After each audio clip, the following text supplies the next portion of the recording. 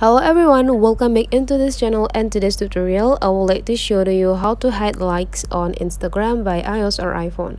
So the first thing you have to do, open your Instagram application, and whenever you already open it, you just need to jump from home section into the profile section. In this profile section, you just need to choose the content or your photos that you want to hide the likes. Here you can see that we can see the likes, comment, and share. Here to hide the likes, you just need to go click these three small dots on the specific content that you want to hide the likes, and after that you just need to see here there will be several options that you can use, and you just need to go click hide like count.